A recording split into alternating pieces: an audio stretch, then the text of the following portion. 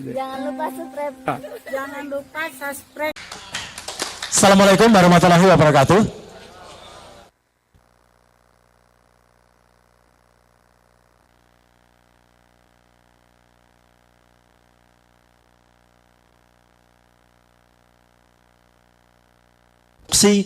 Menjadi saya harus mengucapkan sekali lagi kita berikan aplaus kepada 3 pakar kita yang telah memberikan kesaksian secara langsung di depan Mahkamah Konstitusi. Pak Hasto dan teman-teman semua, banyak juga pertanyaan ke saya, Mas Roy kenapa nggak jadi ahli kemarin di MK? Saya jawab, kebetulan hari Senin, Selasa, dan Rabu saya sudah tercatat harus berada di provinsi yang agak jauh dari Jakarta. Tapi saya sudah memberikan afidavit, Pak Hasto. Jadi kesaksian secara tertulis dan itu diminta oleh Mahkamah Konstitusi dan sudah saya tanda tangani lengkap, sudah saya post. Jadi ini lebih di atas amicus curiae. Karena kesaksian ahli tertulis itu memang diminta oleh Mahkamah Konstitusi. Jadi saya sudah memberikan, tapi bentuknya tertulis, ada gambar-gambar diagramnya dan itu yang akan saya ceritakan hari ini. Ya, isinya apa? Intinya teman-teman semua, saya tampil di sini kelihatannya kok aneh-aneh bahwa apa ini? Nah, justru alat kecil inilah yang men-trigger saya, Pak Hasto. Ketika akhir Desember yang lalu, ya, kita menyaksikan debat Capres dan debat Cawapres. Ya. Alat kecil ini yang tadinya, saya terus terang tadinya itu saya sudah mau ke kampus saja, kembali ke kita dan tidak mau urusan politik lagi. Karena saya sudah 4 tahun pamit dari partai politik.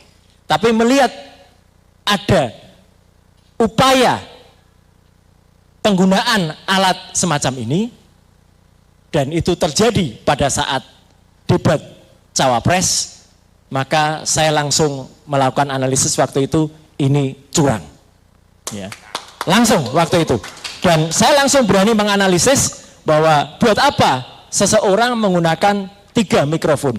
Yang satu pasti bukan mikrofon. Karena apa? Karena nggak perlu ada 3. Ada handheld, ada clip on. Kenapa harus ada seperti ini? Dan alat ini bukan hanya berfungsi mikrofon. Ini ada earphone-nya. Ini bisa untuk melakukan feeding. Feeding itu artinya apa? Kalau ada video banyak yang beredar, ketika dia bicara di belakangnya ada juga yang omon-omon umi-umi di belakangnya. Itulah dia lagi memfeeding. Jadi apa yang dikatakan bahkan sempat waktu itu salah babnya, salah chapternya. Ditanya soal ini yang dijawab ini. Sudah salah jawabnya panjang lagi. Dan waktu itu pun sebenarnya ada yang bocor. Karena alat ini memang bisa bocor. Suara di sini bocor ke mikrofon di sini. Ada suara wanita yang bilang, sudah, gitu ya. Dan sudah itu bukan suara penyiar announcer dari Kompas TV waktu itu. Bukan, saya analisis suaranya lain. Assalamualaikum warahmatullahi wabarakatuh. Jumpa kita kembali di akhir-akhir bulan Ramadan ini. Sahabat BN, apa yang disampaikan oleh pakar IT Roy Suryo ini seakan membuka mata dan telinga kita bahwa apa informasi tentang dugaan kecurangan Pilpres 2024 telah lengkap sampai kepada Mahkamah Konstitusi. Untuk membantahnya pun telah tampak selama persidangan di MK bahwa tidak ada yang bisa membantah informasi-informasi yang disampaikan oleh pihak 01, oleh pihak 03, oleh guru besar perguruan tinggi, oleh berbagai kalangan masyarakat. Sulit tampaknya selama persidangan di MK ini untuk membantah segala informasi, segala fakta dan data tentang dugaan kecurangan Pilpres 2024 ini. Dan juga di sini terbukti bahwa ditinjau, dilihat dari dugaan kecurangan secara kualitatif, sangat-sangat tampak dengan jelas sekali. Sahabat BN, dugaan kecurangan Pilpres secara terstruktur, sistematis, dan masif itu tidak bisa lagi dibantah. Tidak bisa lagi dibantah. Tinggal lagi sekarang tentu kita melihat dari 8 hakim MK ini, berapa orang hakim MK ini yang titipan keadilan, dan berapa orang yang titipan pihak-pihak atau orang-orang tertentu. Hakim yang titipan keadilan, dia jelas nanti akan memilih putusan Mahkamah Konstitusi ini secara adil. Tetapi hakim yang titipan pihak-pihak tertentu, orang-orang tertentu, akan memilih putusan sesuai dengan keinginan orang yang menitipkannya di Mahkamah Konstitusi itu. Sahabat BN, kita tentu melihat sekarang ini, apakah Mahkamah Konstitusi ini mengedepankan rasa keadilan bagi rakyat, ataukah mengedepankan rasa keinginan bagi pihak-pihak tertentu yang tanpa mempedulikan kedaulatan rakyat, yang tanpa mempedulikan kecurangan yang terjadi. Kita lanjutkan menyaksikan penyampaian dari Roy Suryo ini. Ya. Nah, hari ini kita akan membuka kotak Pandora. Apa itu kotak Pandora? Kita harus terpaksa kembali ke mitologi zaman Yunani dulu. Kotak Pandora, Pandora itu nama wanita, ya, istri dari Ephialtes yang waktu itu dihadiahi sebuah guci. Ya, Ephialtes itu saudara sekandung dari Prometheus. Prometheus ini adalah pencuri api Dewa Zeus.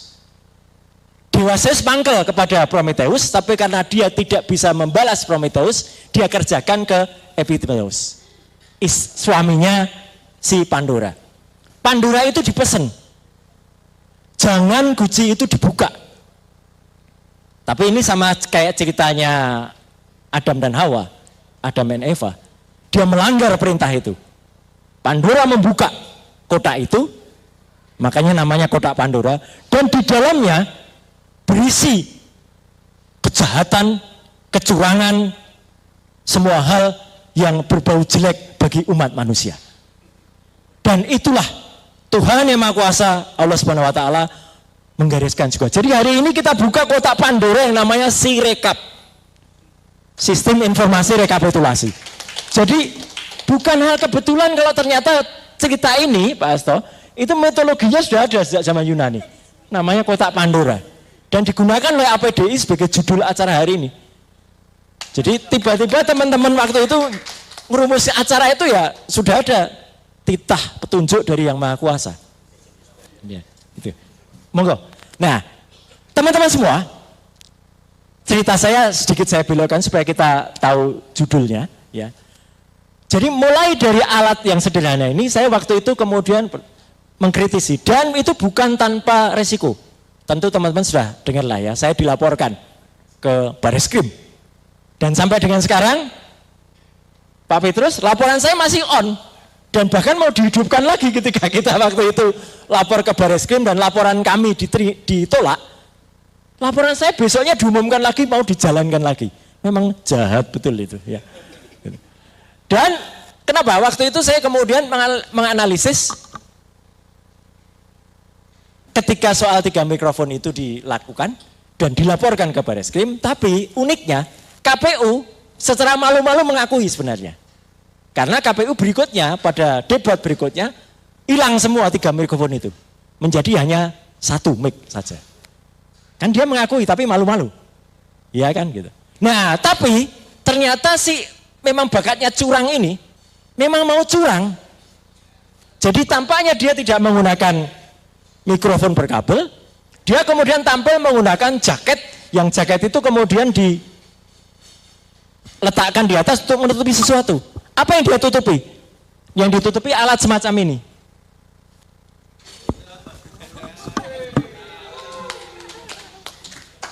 Ini adalah wireless neck headphone.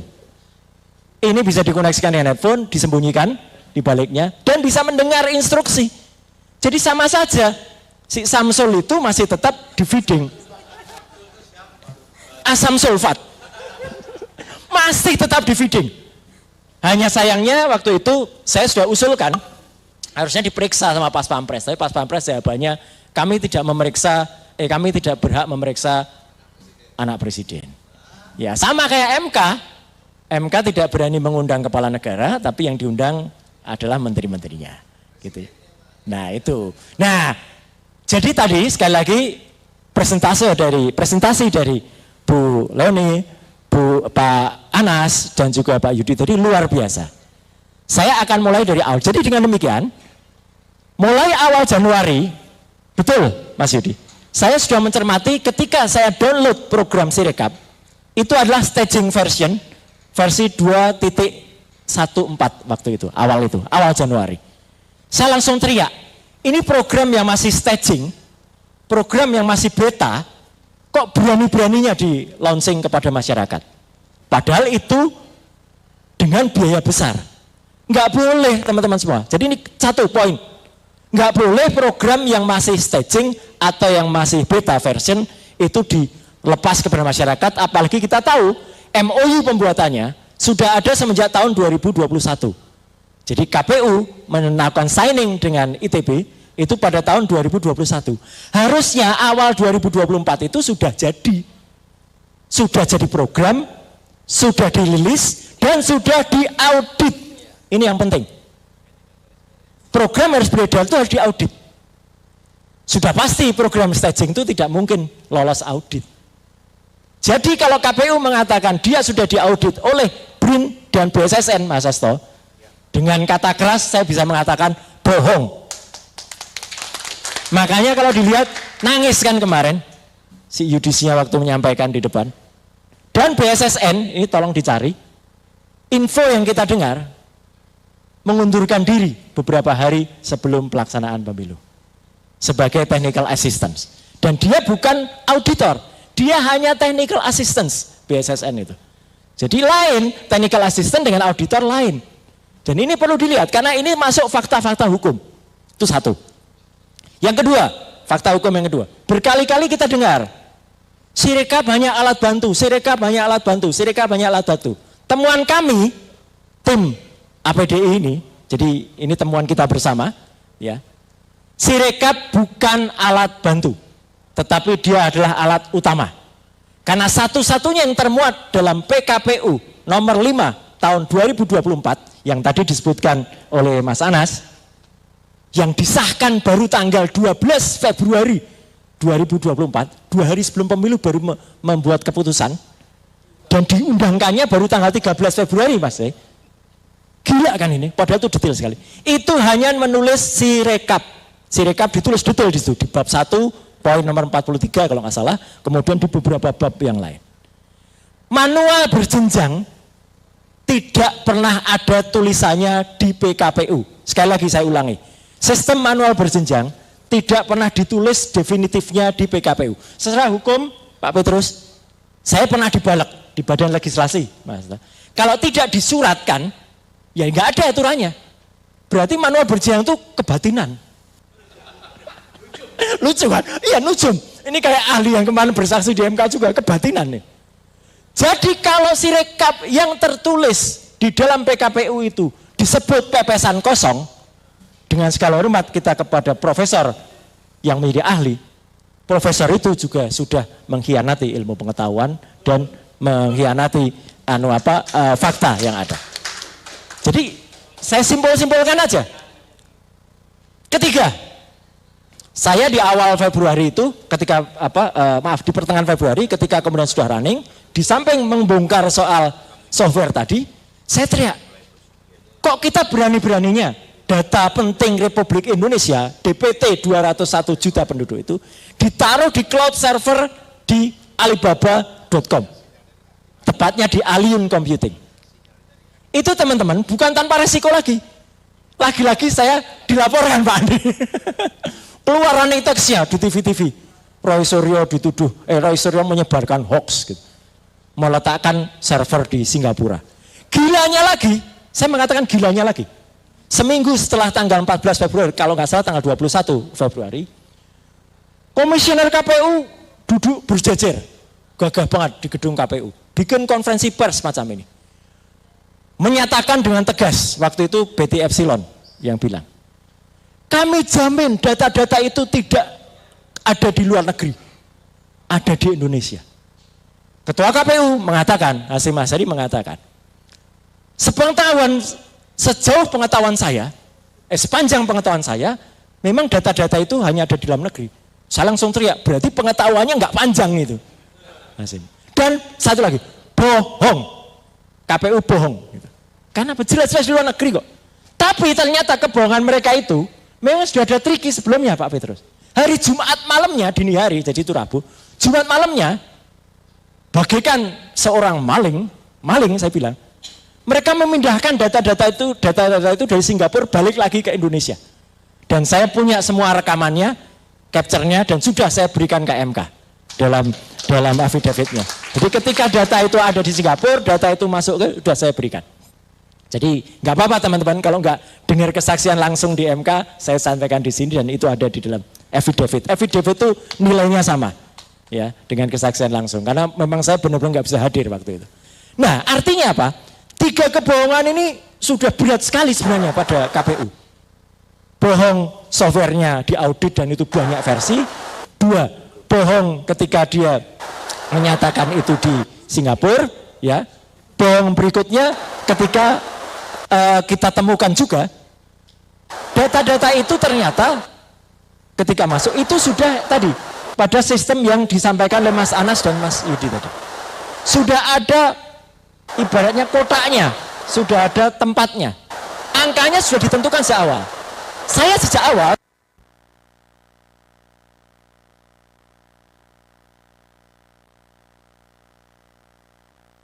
teman-teman boleh googling, saya nggak berbohong. Sejak awal tanggal 14 itu, hari H pemilu, jam 19.36, di situs KPU itu sudah ada angkanya. 24%. Oh, kesini dikit. Oh, takut jatuh? Enggak. Saya masih punya kontrolan. Keseimbangan kayak kucing. Ya. Data itu sudah muncul dengan persentase yang dari awal tidak berubah sampai dengan sekarang. 24%, 58%, 17%. Dan itu nggak berubah Pak Andi. Dari awal sampai akhir yang berubah cuma koma-koma sedikit di belakangnya. Jadi itu ada sebuah algoritma, automatic algorithm yang dipasang dengan perubahan-perubahan tadi. Jadi perubahan-perubahan software tadi memungkinkan dimasukkan apa? JSON script dimasukkan. Script yang memungkinkan untuk mengkontrol itu atau memasukkan data. Memungkinkan untuk memasukkan algoritma perhitungan yang mematok itu. Memungkinkan lagi untuk menggelembungkan suara. Teman-teman ingat, di akhir Februari ada satu partai salah input namanya. Ya. Itu yang tiba-tiba perolehan angkanya melonjak.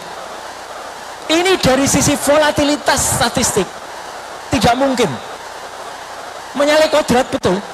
Kodrat saja nggak salah kok ini salah. Ya. Jadi Kodari yang salah betul. Ya, jadi itu Profesor Statistik Burhanuddin Mustadi saja bilang aku ramudeng Mas. Dengan adanya fenomena ini Bu Lydia. Jadi dia pun tidak mengerti. Untungnya waktu itu kemudian karena banyak yang meramaikan, berhentilah upaya itu. Upaya itu upaya jahat. Saya pernah tulis tuh modusnya.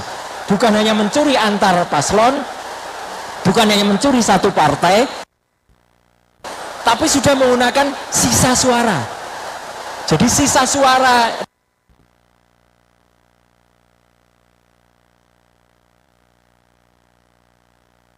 di setiap TPS itu belum terbukti ada di mana-mana. Data-data seperti yang Mas Anas tampilkan tadi ada semacam itu. Jadi itu terbukti. Kesalahan kelima lagi, fakta kelima lagi apa? Dengan dihilangkannya software.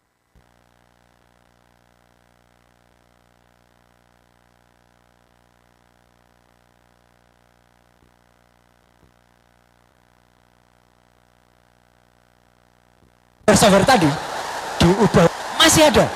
Saya lihat fungsi itu masih ada untuk auto. Tapi ketika malah sudah versi berikutnya dihilangkan, akibatnya apa? Data-data tiap TPS bisa kemudian, kayaknya itu ya, mati.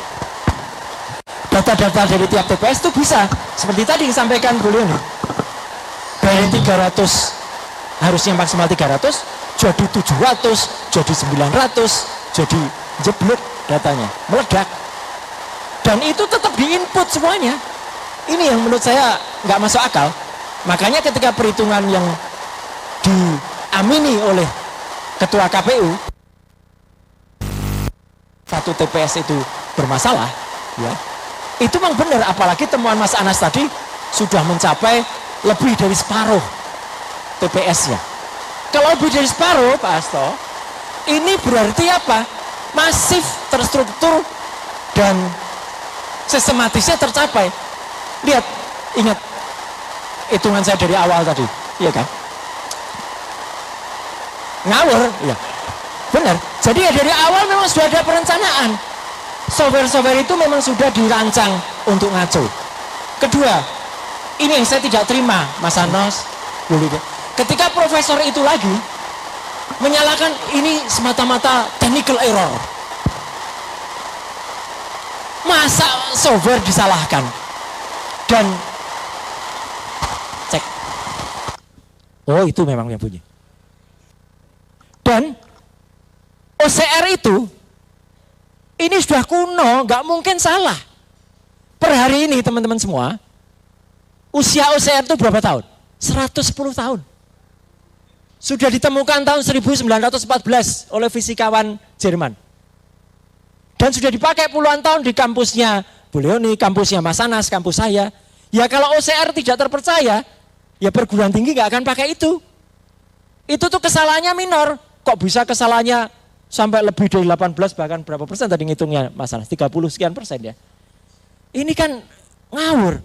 Nah, dari bukti-bukti ini, kita yang tergabung dalam APDI dan para ahli itu benar-benar ingin temuan ini bukan hanya temuan teknologi saja, tapi ini sudah temuan hukum yang nanti akan diolah oleh Pak Petrus. Jadi ini sudah bisa bermakna karena satu, secara hukum legalitas Sirekap ini memang legal, tapi justru karena dia legal dan salah, ya berarti salah hitungannya. Berarti apa? Sirekap ini sudah benar-benar menjadi alat utama dan alat utamanya error. Hasilnya tidak bisa dipercaya. Itu poin pertama. Yang kedua, poin terlagi adalah apa? Hasil ketika proses yang ada di dalamnya tidak memiliki keabsahan atau tidak pernah diaudit secara resmi. Saya sampai dengan sekarang sudah juga mencoba komunikasi, Pak Tata, Pak Kakak, ke BRIN. Saya punya beberapa sahabat di BRIN. Siapa sih yang melakukan audit? Enggak ada yang tahu, Pak Petrus. Dari BRIN. Itu Mas Hasto. Sahabat-sahabat di BRIN mengatakan, dudu aku ya Mas, bukan saya ya, bukan. Lu itu sopo? Karena saya tanya, kalau BRIN audit ini, tahu jawab lo ini. Yang diaudit yang versi berapa? Audit itu nggak mungkin 10-10-nya diaudit. Pasti hanya satu. Lah kalau satu yang diaudit, ya itu yang boleh dipakai. Di-download oleh KPPS, bukan yang lain-lain. Padahal 800.223 TPS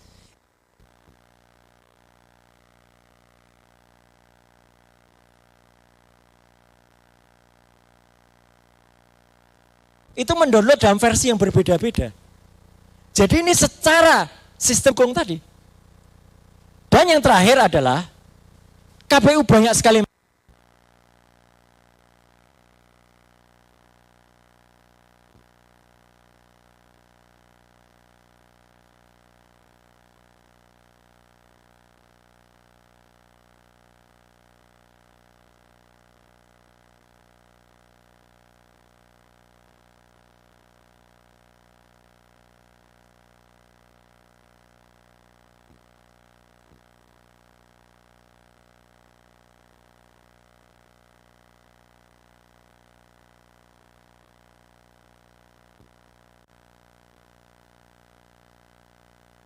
yang kita kejar kemarin dari Komisi Informasi Pusat.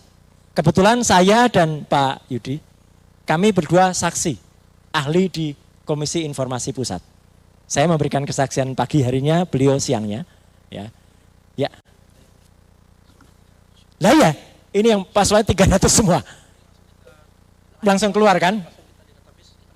Betul, terima kasih Mbak Zilu. Jadi ini yang ada, jadi artinya angka-angka ini membuktikan bahwa di TPS itu udah dimainkan luar biasa. Udah TPS-nya, data TPS dimainkan, hasilnya diubah-ubah. Waktu pertemuan di Bandung, sengaja kita tunjukkan, saya tunjukkan teman-teman, ini loh tanda tangan palsu, ini loh anu palsu.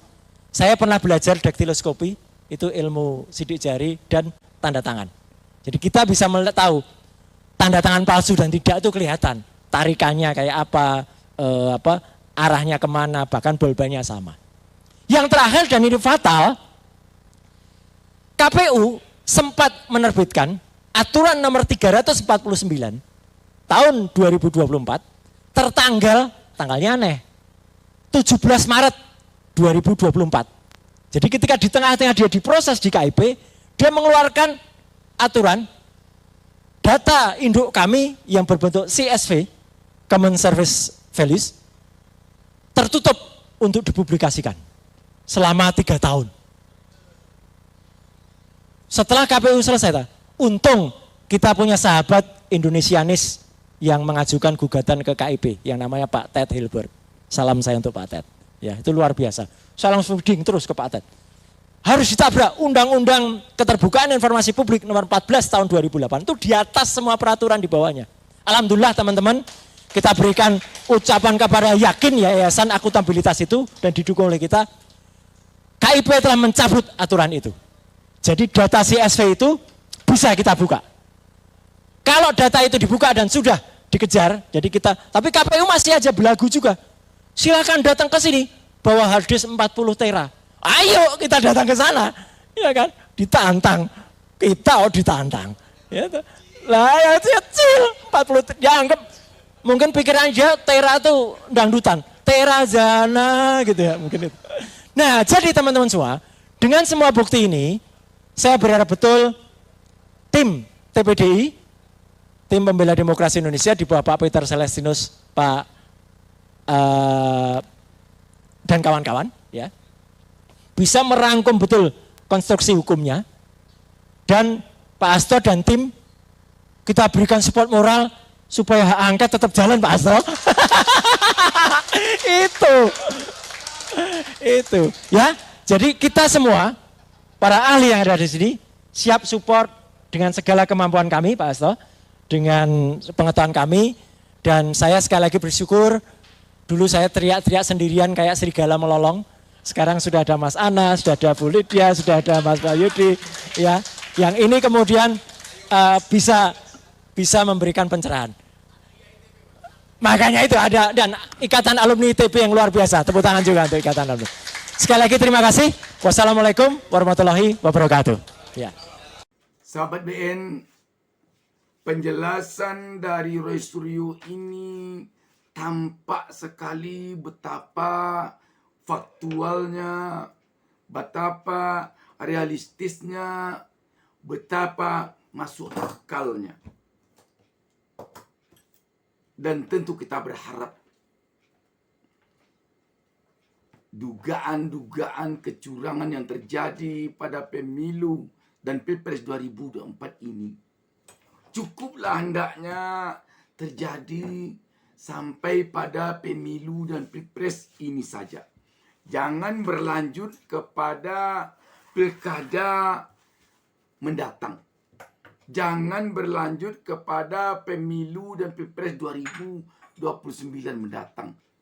Dan jangan berlanjut kepada pesta-pesta demokrasi selanjutnya.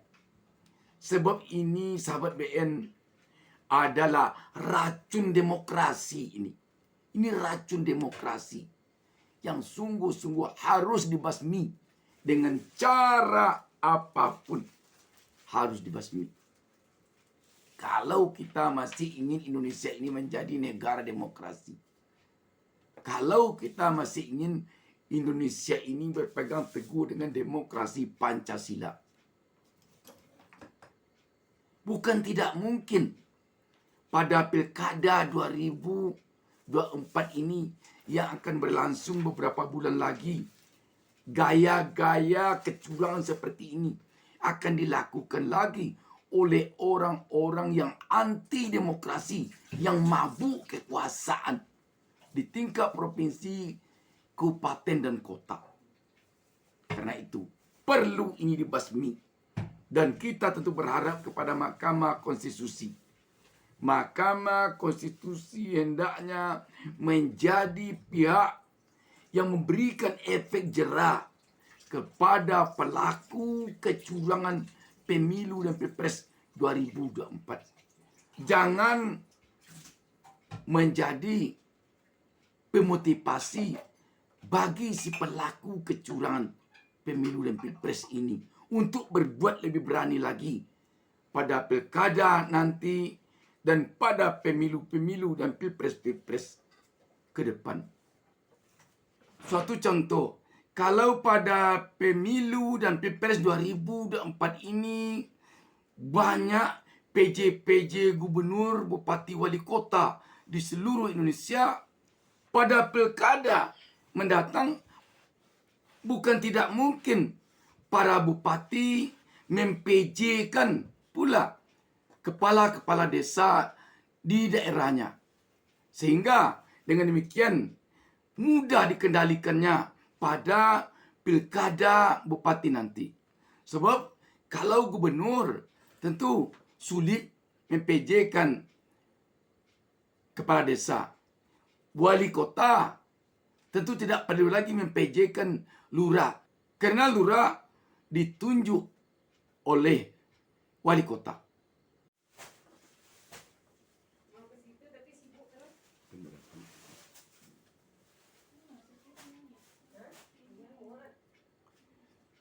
Apalagi setelah melihat peranan dari kepala desa ini untuk pemenangan salah satu paslon pada Pilpres 2024 sekarang ini sangat mempan sekali. Kita tahu bahwa kepala desa ini nama secara nasional. Kalau di Kalimantan Selatan namanya Pambakal.